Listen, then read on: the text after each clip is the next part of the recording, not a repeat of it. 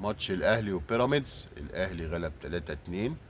كان متوقع ان الاهلي يغلب 3-2، وانا قلت لكم هنا في القناه ان الاهلي هيغلب عشان عنده روح الفانيلا الحمراء وروح البطوله ومتعود على البطولات وعنده نفس اطول.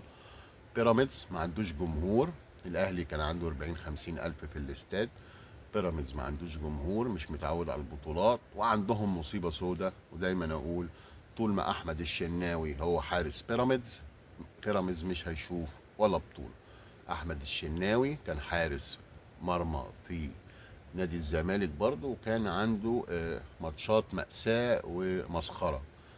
فالشناوي ما يصلحش، يعني ما ينفعش يبقى حارس بيراميدز بان هو بينافس على بطولة الدوري او اي بطولة.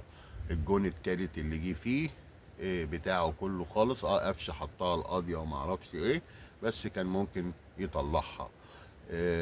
بيراميدز هيلاعب الاهلي تاني كمان اسبوع وهيتغلب تاني، عشان الاهلي فريق بطولات بصراحة ومتعود على الضغط وطول النفس ومركز وعنده لعيبة وجمهور واسباب كتيره قوي. انما بيراميدز لو عايز يحافظ على حظوظه لازم يغلب الاهلي الماتش الجاي، وانا استبعد كده.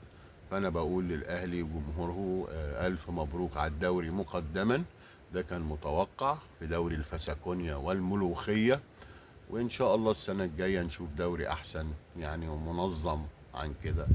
وبالنسبه للزملكاويه وفريق الزمالك فاحنا بنتفرج وبنشوف وبنقول يا رب، وان شاء الله الزمالك يبقى اقوى في الدوري السنه الجايه. اعزائي المشاهدين، اما عملت فيديو قبل كده وقلت بيراميدز هيطحن، كان عندي حق. بيراميدز اتطحن من الاهلي وكمان الحكم جه طحنه وحسب له ضربه جزاء.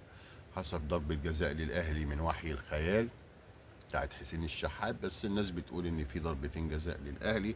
كده وكده من غير ضربات الجزاء بضربات الجزاء الاهلي كان ماسك كرة اكتر وضيع كور اكتر، وكان هيفوز بالماتش بضربات جزاء او من غير ضربات جزاء.